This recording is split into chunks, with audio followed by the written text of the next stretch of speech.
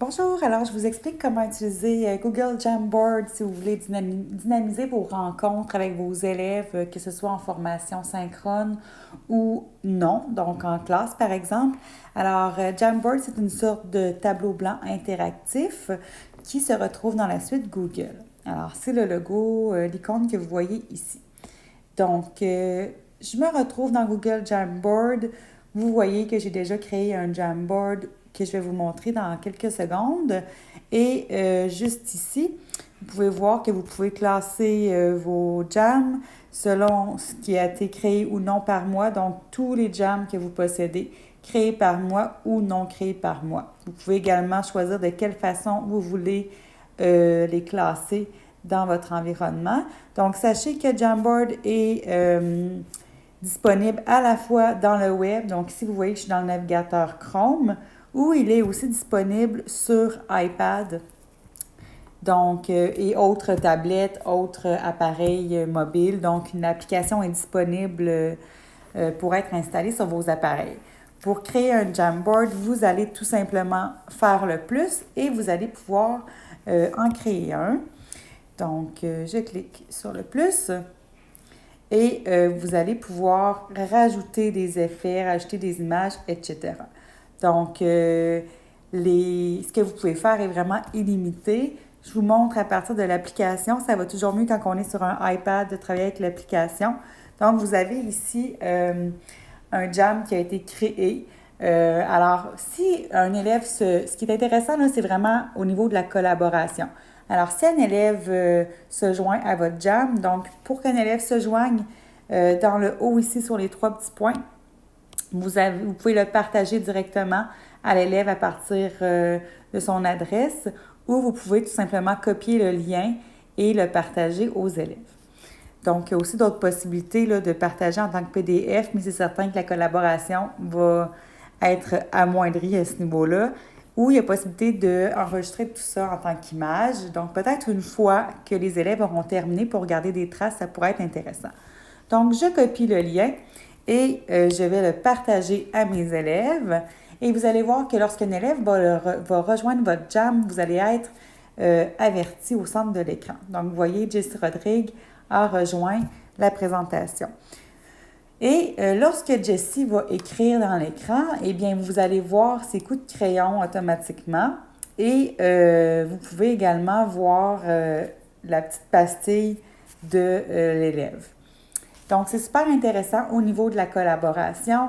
Donc, ici, on demande de représenter de différentes façons une fraction.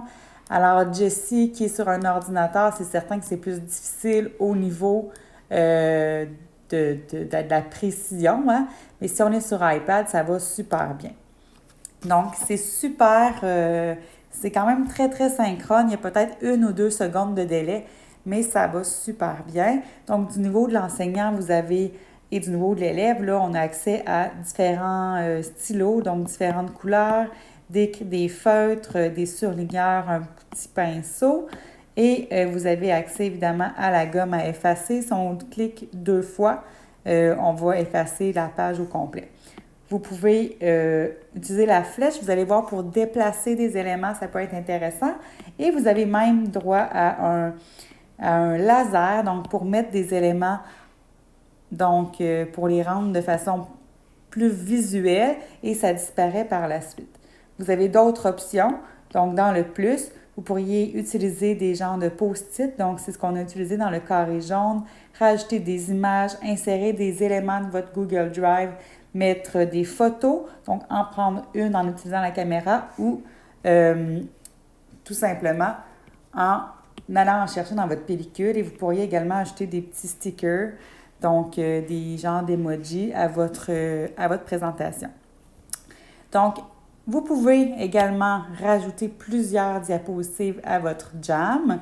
Donc, une fois que vous voyez que l'élève a répondu, vous pouvez annoter, que ce soit avec le laser ou simplement avec le crayon. Donc, à vous de voir ce que vous voulez et vous pouvez ensuite changer la page. Donc, ici, on a mis une nouvelle intention à cette diapositive-là. Alors, illustre la force, etc. Donc, l'élève peut vraiment montrer sa compréhension en venant annoter et ça nous permet de vraiment dynamiser nos rencontres. Au niveau des images, donc vous voyez, on a intégré des images. Alors, on pourrait dire à l'élève de les placer, par exemple, sur une ligne du temps. Donc, l'élève pourrait faire la ligne du temps. Là, c'est certain que je l'ai fait à l'ordinateur de mon côté, c'est peut-être pas autant évident, mais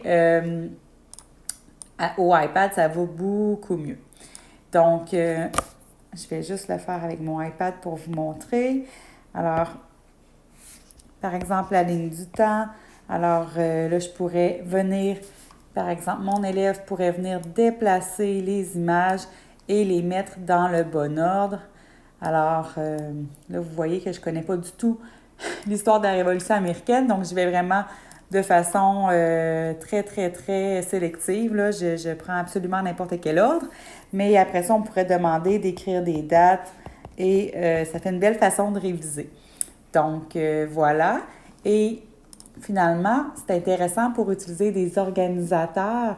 Alors, on peut demander à nos élèves de compléter les organisateurs ou d'en dessiner. Donc, c'est ce qu'on a fait pour la 4e diapositive. Alors, phase solide, phase gazeuse, bon, on pourrait dire à notre élève complète, donc phase liquide, et on pourrait lui demander de compléter les informations qui se retrouvent sur les flèches.